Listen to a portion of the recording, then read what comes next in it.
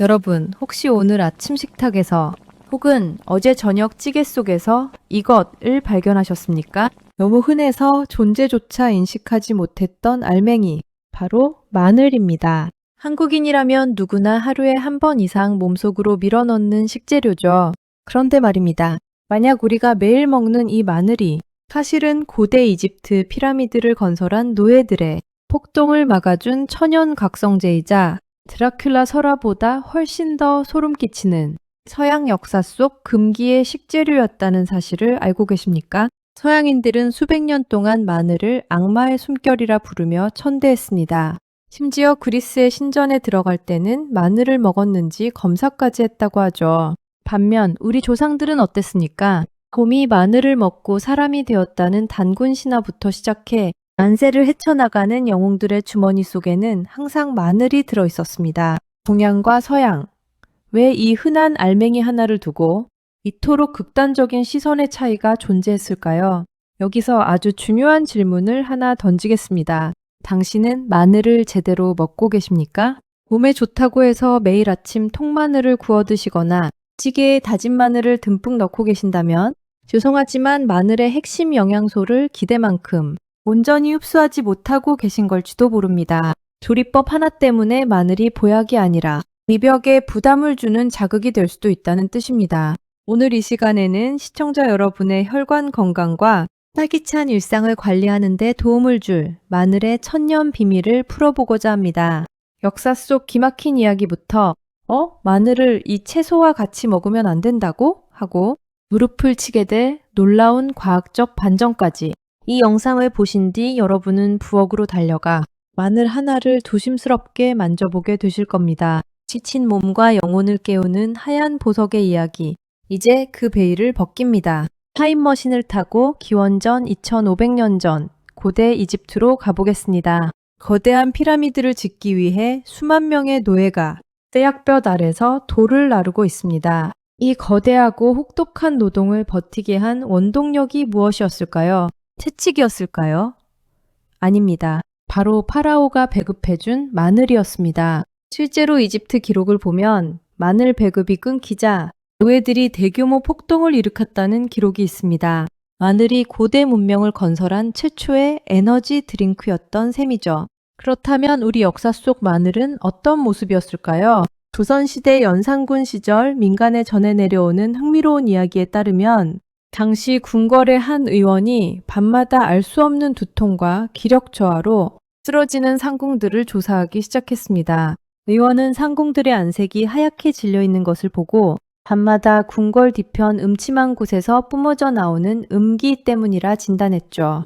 의원이 처방한 것은 다름 아닌 강력한 양기의 상징, 산마늘이었습니다. 상궁들에게 마늘을 짓짓어 바르고 먹게 하자 며칠 만에 기력을 회복하는 데 큰 도움을 받았고 궁궐을 감돌던 음산한 기운이 사라졌다고 합니다. 우리 조상들은 마늘의 강렬한 향과 매운맛이 나쁜 기운, 즉 병마를 쫓아낸다고 믿었습니다. 옹이보감에서도 마늘은 전염병을 예방하고 가슴과 배의 냉통을 없애며 종기를 삭힌다고 기록되어 있습니다. 단순한 향신료가 아니라 전란과 전염병이 창궐하던 시절 백성들을 지켜준 천연 항생제였던 것입니다. 자, 그럼 이제 돋보기를 들이대고 현대 과학의 눈으로 마늘을 들여다볼 시간입니다. 여기서 아주 흥미로운 반전이 일어납니다. 여러분, 마늘 알맹이 그 자체에는 우리가 그토록 원하는 기적의 성분이 들어있지 않습니다. 무슨 소리냐고요? 온전한 상태의 마늘 속에는 알리인이라는 무색, 무취의 성분만 존재합니다. 이 상태로는 아무런 효능이 없습니다.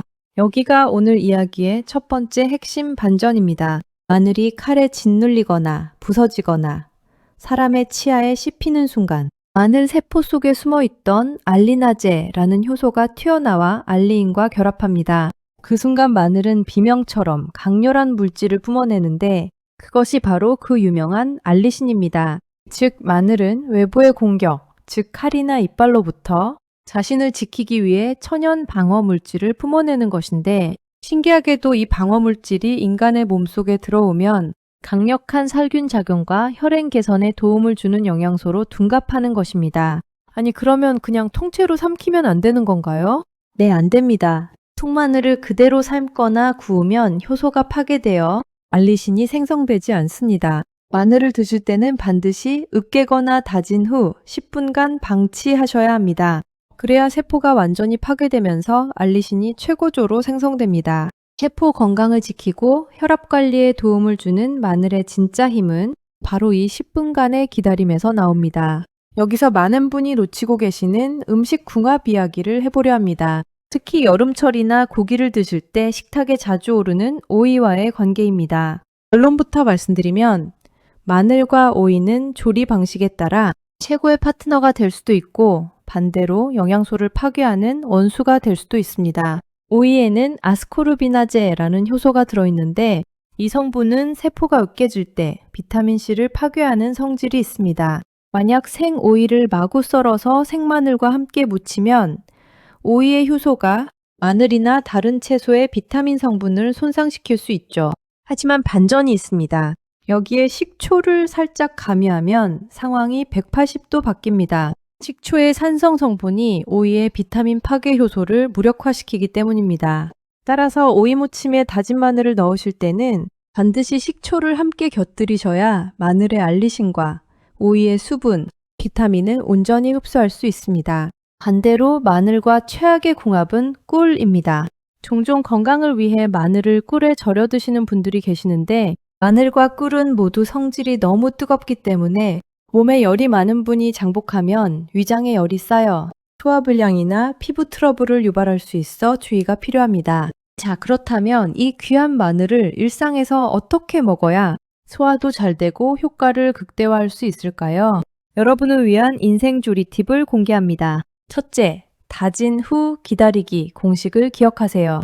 앞서 말씀드렸듯이 국이나 찌개를 끓이기 전 마늘을 미리 다져서 도마 위에 10분간 두세요. 그 상태에서 알리신이 충분히 만들어진 후 요리에 넣으면 열을 가해도 영양소 손실을 최소화할 수 있습니다. 둘째, 구울 때는 껍질째 구우세요. 고기 구울 때 마늘 많이 구우시죠?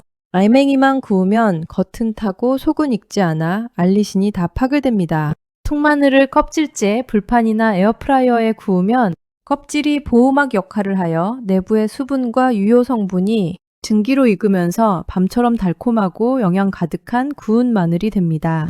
셋째, 우유와의 만남입니다. 생마늘을 드시고 나면 입안의 냄새와 위통 때문에 고생하시죠.